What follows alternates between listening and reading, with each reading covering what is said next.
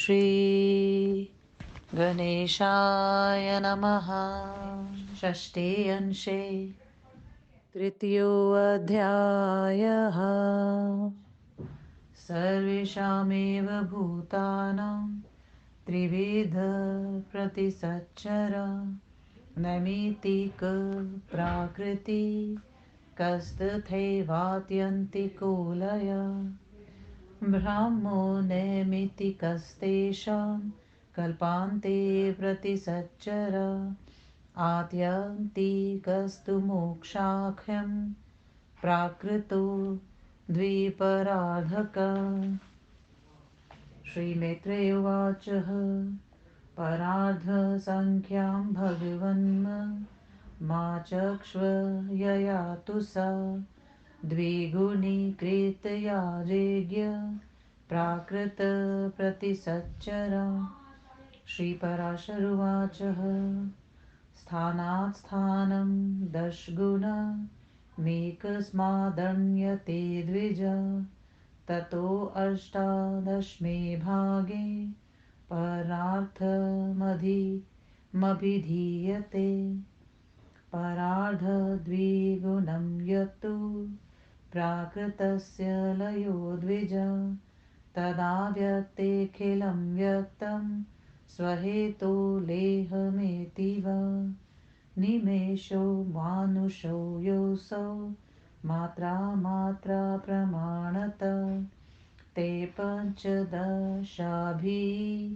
काष्ठात्रिशन्त काष्ठा कला स्मृता नाडिका तु प्रमाणेन सकला दश पञ्च च उन्मानिनाभसस्सा तु फलान्यधर्त्रयोदश मागधेन तु मानेन जलप्रस्थस्तु सस्मृत हिमांशे कृतछिद्रः चतुर्भिक्षतुरगोलये नाडिकाभ्यामतः द्वाभ्यां मुहूर्तो द्विजसत्तमा अहोरात्रमुहूर्तास्तु त्रिषन्मासो दिनैस्तथा मासेर्द्वादशभिर्वर्ष महोरात्रं तु तद्विवि त्रिभिर्वर्ष शतैर्वर्ष षष्ठया चैव सुरद्विषां तैस्तु द्वादशसाहस्रे चतुर्युगमुदाहतं चतुर्युगसहस्रं तु कथ्यते ब्राह्मणो दिनम् सकल्पस्तत्र मन्वश्च चतुर्दश महामुने तदन्ते चैव मैत्रेय ब्राहुनैमितिकोलय तस्य स्वरूपमत्युग्रं मैत्रेयगधतुमहं शृणुष्व प्राकृतं भूय यस्तव वक्ष्याम्यहं लयम् चतुर्युगसहस्रान्ते क्षीणप्राये महीतले अनावृष्टिरतीवोग्रा जायते शतवार्षिकी ततो यान्यल्पसाराणि तानि सत्त्वान्यशेषतः क्षयं यान्ति मुनिश्रेष्ठ पार्थिवान्यनुपीडनात् ततः स भगवान् विष्णु रुद्ररूपधरो वया क्षयाय यतते कर्तुमात्मस्था सस्कला प्रजा ततः स भगवान् विष्णु भानौ सप्तसु रश्मिषु स्थितः पिबत्यशेषाणि जलानि मुनिसत्तमा पीतवाम्भासि समस्तानि प्राणिभूमिगतान्यपि शोषं नयति मैत्रेय समस्तं पृथ्वीतलं समुद्रान् सरितः शैल नदीप्रस्रवणानि च पातालेषु च यत्तोऽयं ततः सर्वनयतिशयम् ततः सतस्यानुभावेन तोयाहारोपबृंहिता त एव रश्मयः सप्त जायन्ते सप्त भास्करा अधश्चोर्ध्व च ते दीप्ता सप्त दिवाकरा दहन्तयशेषं त्रैलोक्यं सपातालतलं द्विज दहमानं तु दैदीप्तै स्त्रोलोक्यं द्विजभास्करे साध्वीनद्वर्णवाभोगं निसन्नेहमभिजायते ततो निर्दग्धवृक्षाम्भू त्रैलोक्यमखिलं द्विज भवत्येषा च वसुधा कूर्मपृष्ठोपमाकृति तत्कालाग्निरुद्रोऽसौ भूत्वा सर्वहरो हरि शेषा हि श्वाससम्भूत पातालानि दहत्यध पातालानि समस्तानि दग्ध्वा ज्वलनो महान् भूमिमभ्येत्य सक्लम बभस्ति वसुधातलं भुवर्लोकं ततः स्वर्वलोकं च सुदारुणम् ज्वालामाला महावर्तस्तस्त्रैव परिवर्तते अम्बरीषमिवाभाति त्रैलोक्यमखिलं तदा ज्वालावर्तपरिवारमुपक्षिन् चराचरं ततस्तापपरीतास्तु लोकद्वयनिवासिन कृताधिकार गच्छन्ति महर्लोकं महामुने तस्मादपि महातप्ता लोका तत्परं गच्छन्ति जनलोकं ते दशावृत्त्या परेशिन ततो दग्ध्वा जगत्सर्व रुद्ररूपी जनार्दन मुखनिश्वास जान्मेघान् करोति मुनिसत्तमा ततो गजकुलः प्रख्यास्त्डिन्त्वन्तो दिनादिना उत्तिष्ठन्ति तथा व्योम्नि घोरा संस्वृतका घना केचिन्नीलोत्पलश्यामा केचित् कुमुदसन्निभा धूम्रवर्णाधना केचित् पीतापयोधरा केचिद्रासभवर्णाभा लाक्षारसनिभास्तथा केचिद्वैडूर्यसङ्काशा इन्द्रनीलनिभा क्वचित् शङ्खकुन्दनिभाशान्ये जात्यजननिभा परे इन्द्रगोपनिभा केचित् तशीशखिनिभास्तथा मनशीशलाभा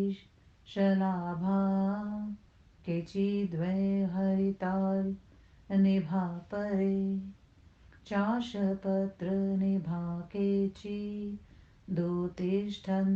महाघना केचित् पूरवराकारा केचित् पर्वतसन्निभा कुटाघारनिभाश्चान्य केचित् सक्लनिभा घना महाराव महाकाय पूरयन्ति नभः स्थलं वसन्तस्ते महासारा स्तमग्निमतिभैरवं शम्यन्त्यखिलं विप्र त्रैलोक्यान्तरधिष्ठितं नष्टे चाग्नौ च सत्तम वर्षभान हाहर्निशम प्लावयन्ति जगत्सर्व मम भूभिर्मुनिः सप्तम धाराभिरतिमात्राभिः प्लावयित्वाखिलं भुवम् भुवर्लोकं तथैवोर्ध्व प्लावयन्ति हि ते द्विज अन्धकारे कृते लोके नष्टे स्थावरजङ्गमे वर्षन्ति ते महामेघा वर्षाणामधिकं शतम् एवं भवति कल्पान्ते समस्तं मुनिसत्तमा वासुदेवस्य महात्म्या नित्यस्य परमात्मना इति श्रीविष्णुमहापुराणे षष्ठे अंशे तृतीयोऽध्यायः। तीसरा अध्याय हिंदी अनुवाद। निमेष आदि काल तथा नैमित्तिक आदि प्रलय का वर्णन। श्री पराशर महर्षि ने कहा, सभी भूतों का 3 प्रकार से प्रलय होता है, नैमित्तिक प्रलय, प्राकृतिक प्रलय तथा आत्यंतिक प्रलय। उनमें जो कल्प के अंत में प्रलय होता है उसे नैमित्तिक प्रलय, जो मोक्ष नामक प्रलय होता है वह आत्यंतिक प्रलय, तथा जो द्वितीय परार्ध के अंत में होता है वह प्राकृतिक प्रलय कहलाता है। श्री मैत्रेय महर्षि ने कहा, हे भगवान, आप मुझे परार्थ संख्या बतलाइए जिसके 2 गुना करने पर प्रकृति प्रसी सच्चर प्रलय होता है। श्री पराशर महर्षि ने कहा, हे द्विज, 1 से प्रारंभ करके 10-10 के क्रम से जो 18वीं संख्या मानी जाती है उसे ही परार्थ कहते हैं। परार्थ के 2 गुना होने वाली संख्या ही द्विशरार्थ कहलाती है, वही प्राकृतल्य है। उस प्रलय में समस्त व्यक्त पदार्थ अपने कारणभूत अव्यक्त में लीन हो जाते हैं। एक मात्रा वाले अक्षर के उच्चारण काल के समान जो काल होता है उसे ही निमेष कहते हैं, वही मात्रा कहलाता है। 15 निमेष की 1 काष्ठा होती है, 30 काष्ठाओं की 1 कला होती है, 15 कलाओं की 1 नाड़ी होती है।